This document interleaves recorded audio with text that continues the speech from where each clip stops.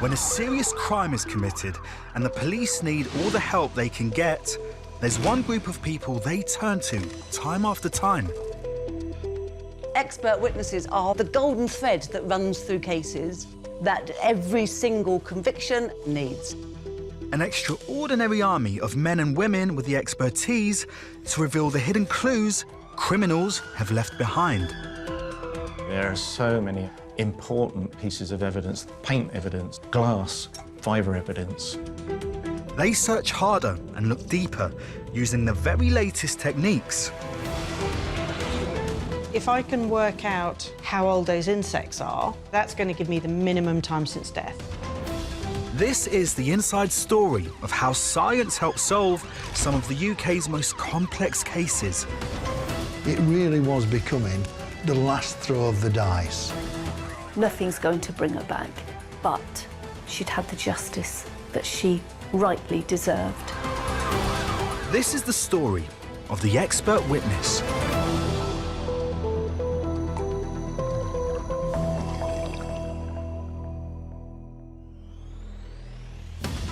In this programme, we discover how the study of insects was crucial in solving the mystery disappearance of a Warrington teenager. We didn't know how she got there. We couldn't find any sort of sightings of her, and nothing. She just disappeared completely. And how an expert witness analysed expensive paintings and revealed the work of a skilled forger. It's really only in the last 20 to 30 years that it's taken off in terms of analysing artworks to work out when, where they were painted, perhaps by who.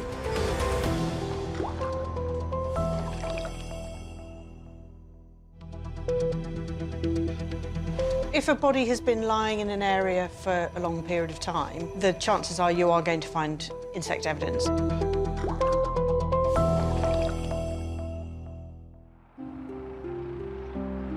Warrington, 2003. 17-year-old Shaila Ahmed is a pupil at this sixth form college. She's an ambitious and diligent student who enjoys an active social life.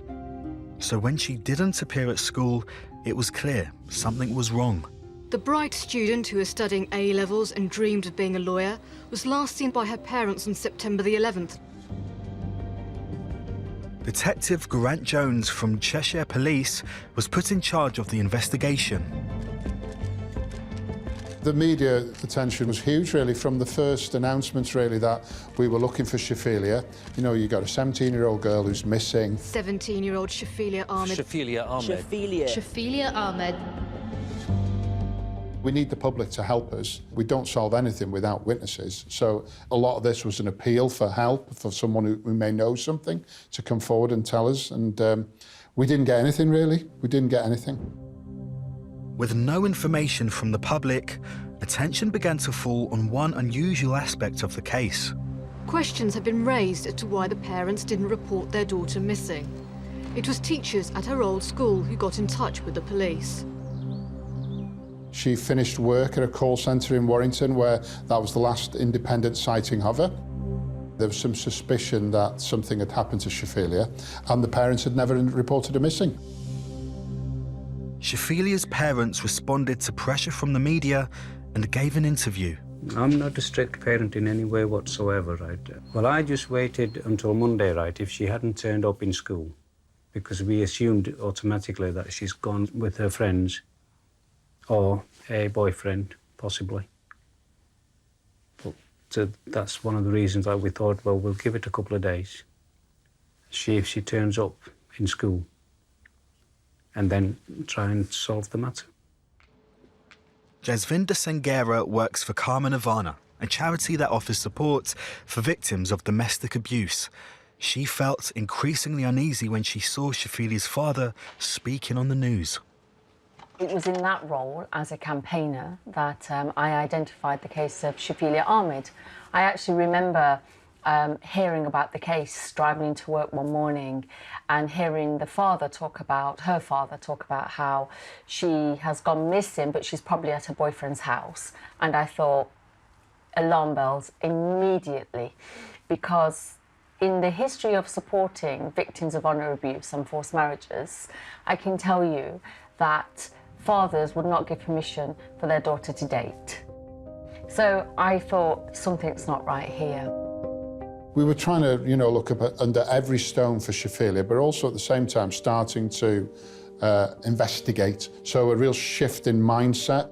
We've done a lot of liaison with the family, so every time a body was found, we'd be informing them, just to let you know, out of courtesy. Anyway, Iftika says, come back when you're 100%, otherwise I don't want to know. So again, they come away and say, that's bizarre behaviour. So it makes you start to think there's more to it. For 5 months, there was still no sign of Shafilia. Then Grant got word of a shocking discovery. I was driving into work on a Tuesday morning and I heard it on the news that a body had been found. The badly decomposed body of a young woman was discovered in the Lake District. The body was found in Cumbria, more than 70 miles away from Shafilia's home in Warrington. But dental records and DNA confirmed it was her. This is the banks of the River Kent where Shafilia's body was found. Shafilia's body was in the bushes just behind that rock that's now got a lot of moss on it there. She's not someone that would have just died naturally quickly at her age. And if it's not natural and then she's not found her way here on her own, then what other conclusion can you come to other than her death is as a result of a third party? Someone just doesn't come to somewhere like this and curl up and die. Someone puts them here. They had found Shafilia's body, but there were now more questions and still very few answers. We've now got a body. We didn't know how she got there. We couldn't find any sort of sightings of her, nothing. She just disappeared completely from that 11th of September. So how did she get there and how long has she been there? Grant had to find answers to these questions. With so little to go on, he turned to entomology, the study of insects. An expert witness, Amorette Whitaker. When a body first dies, the body will start to decompose straight away, basically. And when the body starts to create an odour, that attracts insects, specifically blowflies, so blue bottles and green bottles.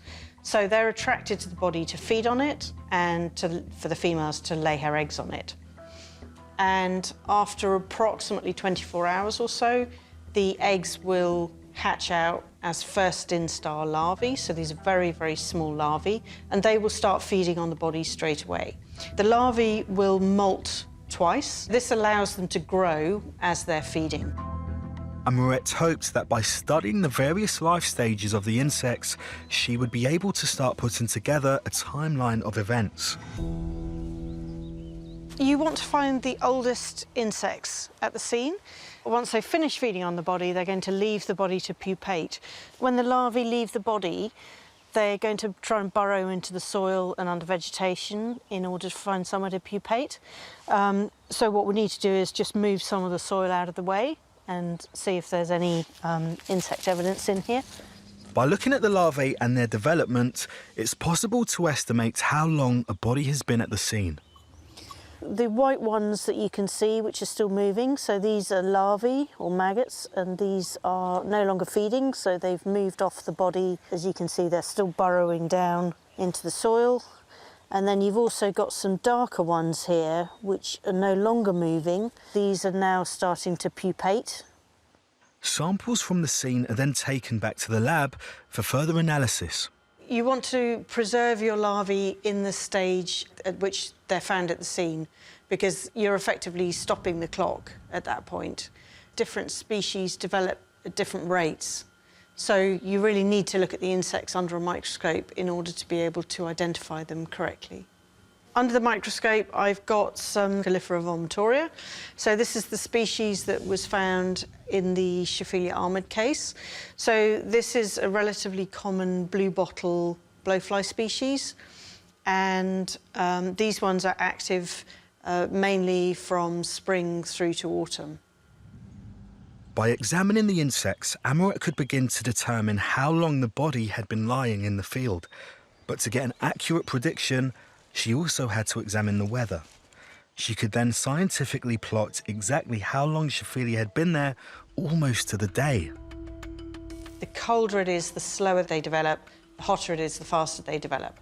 Because the insects were kind of in the later stages of development, they were already in the pupal stage. So they're quite a long way through the life cycle. And because the temperatures had been quite cold, that meant that it had taken quite a long period of time for them to get to that stage. So from that, I was able to work out that the insects had been laid as eggs on the body fairly soon after Shafilia had gone missing. Amoret had found Shafilia had died and been left in this field around the same time as she had been reported missing. It was the breakthrough the investigation had been waiting for.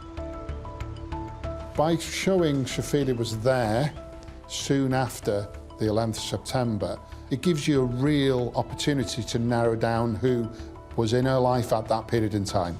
And there was no one that we could find, really. Shafilia's parents were the last people to see her alive, and now they were prime suspects in her murder.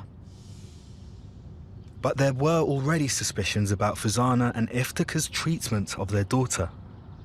Shafilia had been a victim of domestic abuse. She confided in close friends. She seemed to have quite a happy childhood. But once she got to sort of 13, 14, some pressure had been exerted on her, and certainly by the time she was doing her GCSEs, she was suffering domestic abuse. And she describes to her friends about, you know, getting locked in the house, about her mum holding her down, dad strangling her, all sorts of things going on. And that was reported. There was reports. The school really tried to help. Not much reported to the police. This pattern of abuse is all too familiar to social justice campaigner Jasvinder Sangera. She believes Shafilia's parents were punishing her for pursuing a lifestyle they didn't approve of. It is deemed shameful to integrate, it is deemed shameful to do a number of normal adolescent things as dishonourable. When I speak from personal experience, somebody who was born in the UK, raised within a Sikh family, I was taught that I couldn't do certain things because it was deemed shameful. So my parents would say to me, this is culture, this is our culture, this is part of our tradition, even part of our religion. And as a young person, I believed that because these were my parents. So only when I got older did I understand, actually, this is not cultural. This is not part of my tradition. It's important for people to understand, and especially professionals, that they deal with these issues as abuse and not part of culture. Following an inquest, the coroner concluded Shafilia had definitely been murdered. The conclusion of the coroner was that this was a homicide by hand of someone else, and he called it a vile murder. He also made a narrative around, you know, he believes that this death was a result of something close to home. Shafilia's parents strongly denied they had killed their daughter and believed they were under suspicion because of their race.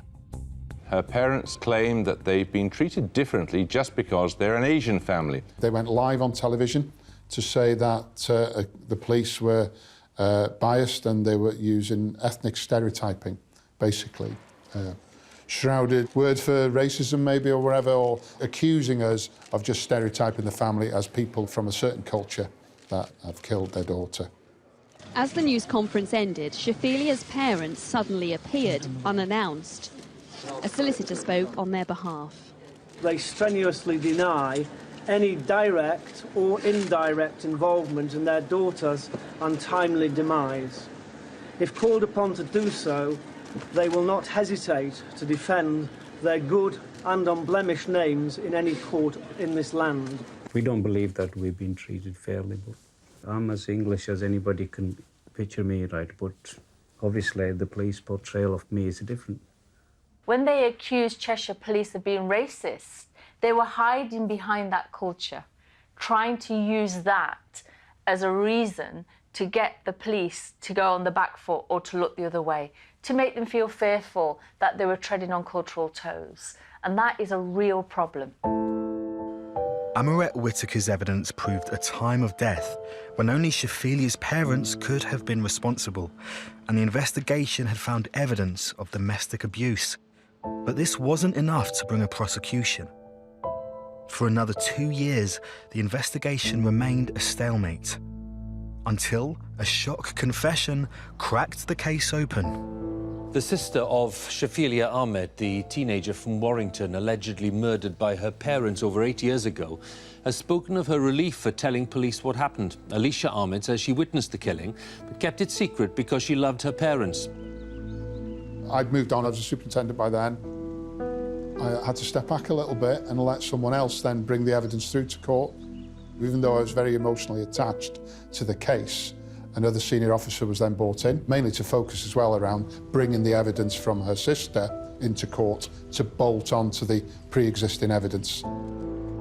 Shafilia's sister, Alicia, claimed she witnessed her parents choke Shafilia to death with a plastic bag after a row about how she was dressed. In August 2012, Iftikhar and Fazana Ahmed were convicted of their daughter's murder. They were each sentenced to 25 years. Without Amaret Whitaker's expertise, this case might have never made it to the courts. Normally, when you do a murder trial, you have a lineup of different experts, one after the other, going in to give evidence.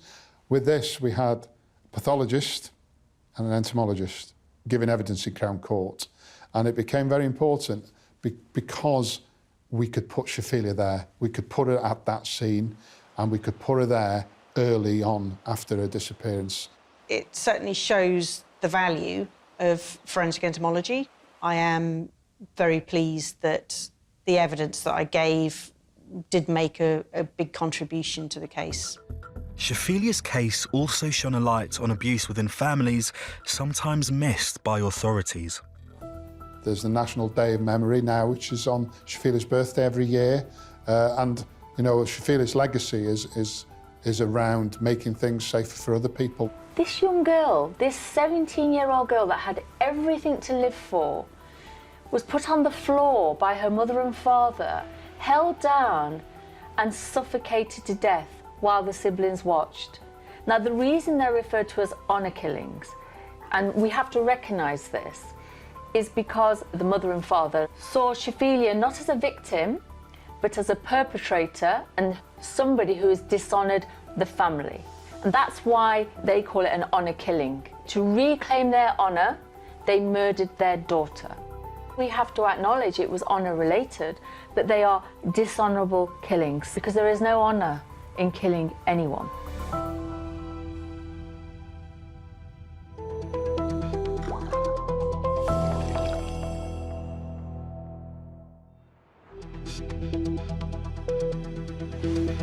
Fraudsters and forgers are getting more sophisticated all the time, and more sophisticated in terms of the detail that they will go into.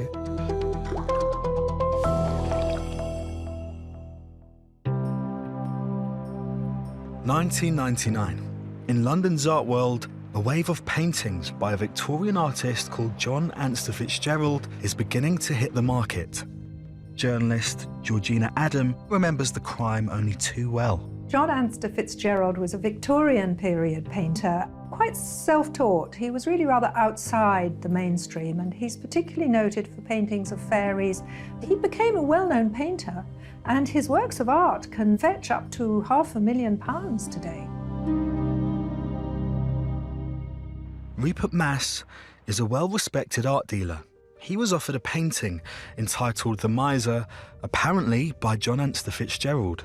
I thought it was absolutely marvellous, called The Miser. And of course the fairies are stealing his money, it's his worst nightmare.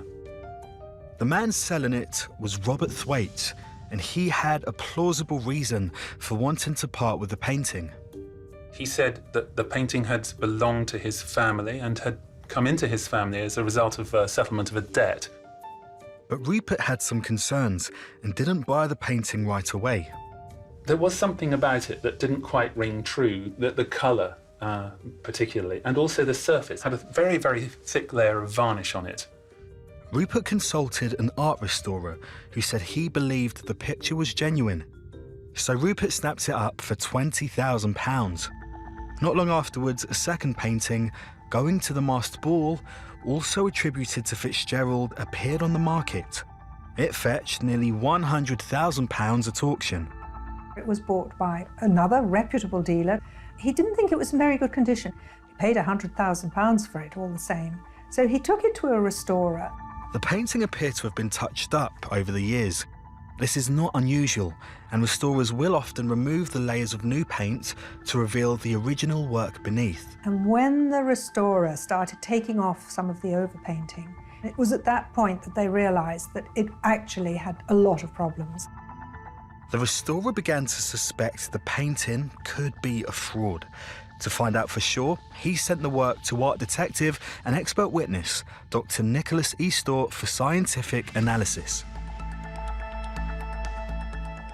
When you come to look at an artist, even if you haven't looked at them before, the range of materials are going to be dictated by the time and the place.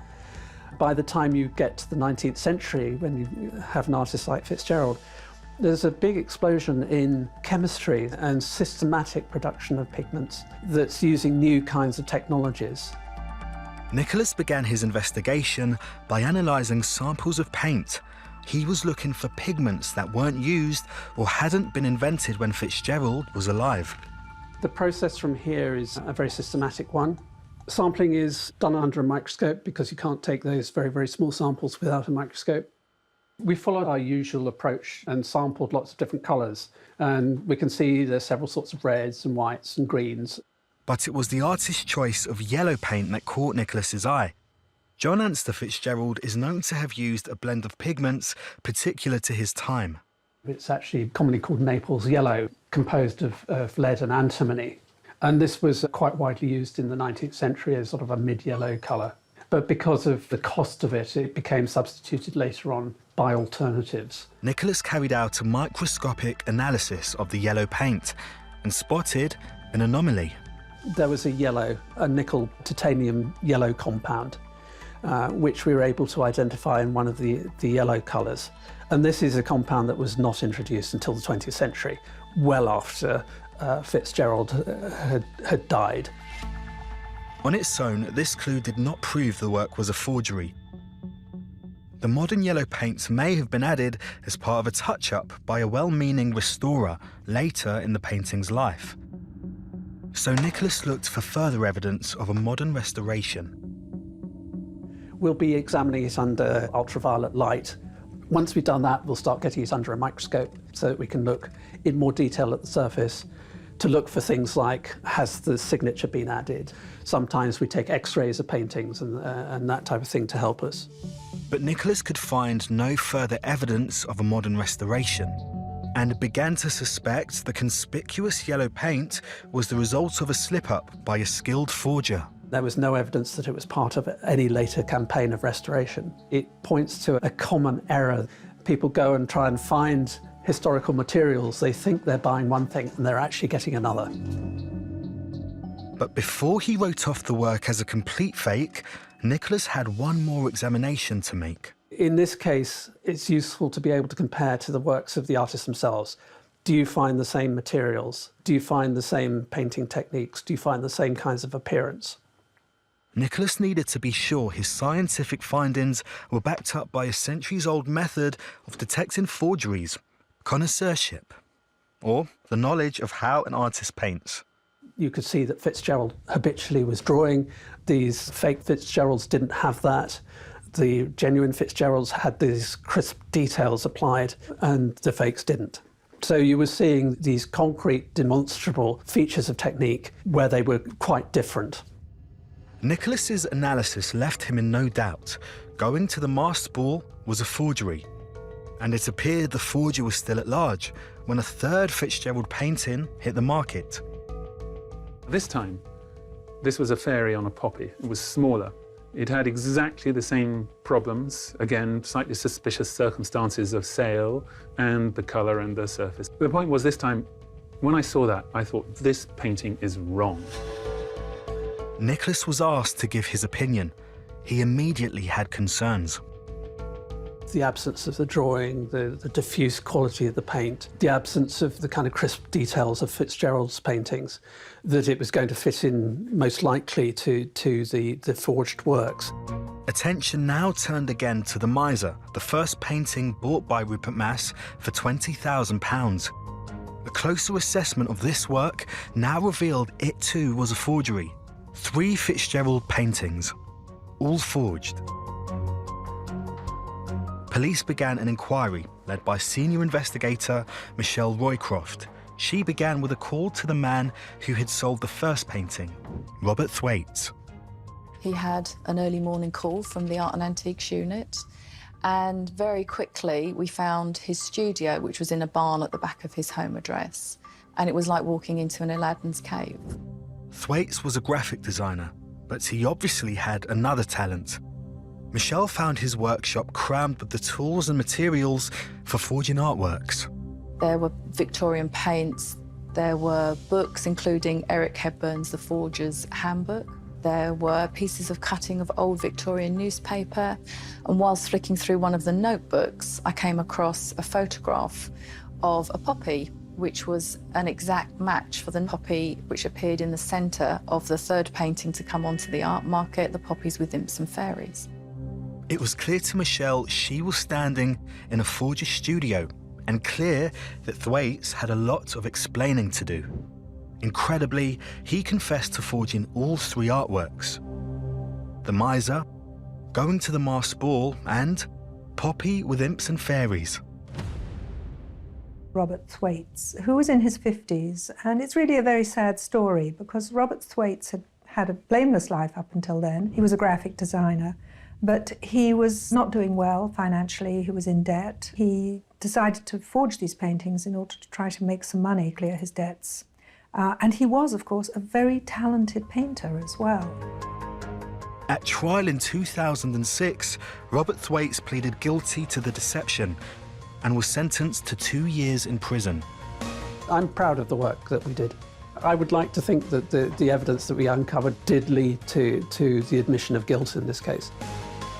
The problem with forgery is that it actually corrupts art history as well. It's very bad from the public point of view because it undermines trust in dealers, in auction houses, and indeed in the artist's work itself.